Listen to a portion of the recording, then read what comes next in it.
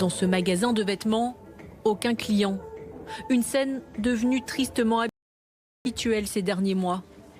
Alors en réserve, pour la gérante, le constat est amer.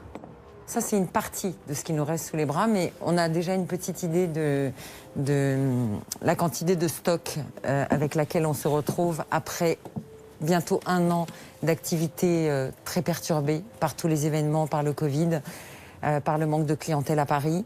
Donc voilà, donc on a des pièces remplies de stock qu'on doit aujourd'hui absolument liquider. Car la gérante dépose les armes. Elle a tout tenté pour sauver sa boutique parisienne. Mais avec une baisse de chiffre d'affaires de 80% en 1 an, impossible de continuer.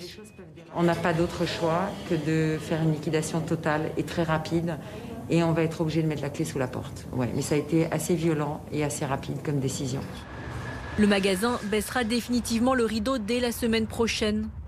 Une issue fatale que beaucoup redoutent. Depuis la mise en place du couvre-feu à 18 h, les commerces ont perdu 25% de leur chiffre d'affaires. Alors pour limiter la casse, certains décident de ne pas fermer à l'heure obligatoire, ce que nous avons pu constater. À 17 h 41, nous entrons dans cette enseigne. Le temps d'arpenter les rayons, tranquillement.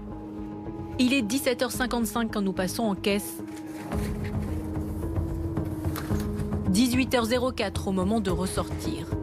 Un petit retard, mais d'autres commerces vont plus loin. Il y en a, elles restent ouvertes toute la nuit.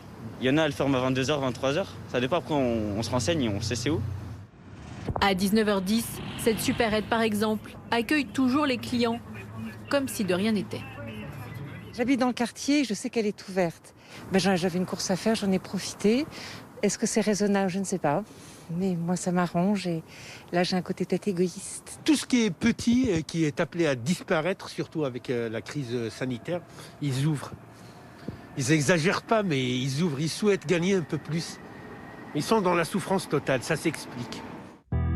Et parmi ces secteurs touchés de plein fouet, il y a la restauration. Alors là aussi, pour survivre, certains bravent l'interdit. Nous contactons un restaurant gastronomique parisien pour tenter de réserver une table. Et alors qu'il devrait être fermé, l'établissement est victime de son succès. Je voulais savoir si c'était possible de réserver pour déjeuner.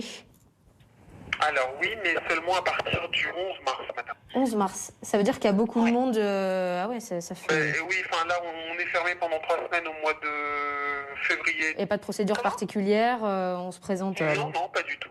Vous avez aucune possibilité avant le 11 mars? Rien du tout, vous êtes complet? Non, bah oui, désolé. Dans d'autres restaurants, même pas besoin de réserver. Au mois de décembre, nous avions pu pénétrer dans cet établissement clandestin. Derrière ces rideaux noirs, malgré l'obligation de fermeture, le restaurateur continuait de recevoir ses habitués. On ferme derrière nous, on fait attention que personne ne voit qui rentre. Donc souvent c'est des tables de 5-6 qui viennent.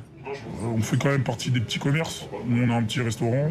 Alors ouais, certes on est peut-être un restaurant, mais quand vous avez des boutiques qui sont ouvertes et qui reçoivent des gens, nous on reçoit exactement le même monde ici. Un pari dangereux, car les restaurants ouverts risquent des sanctions allant jusqu'à la fermeture administrative.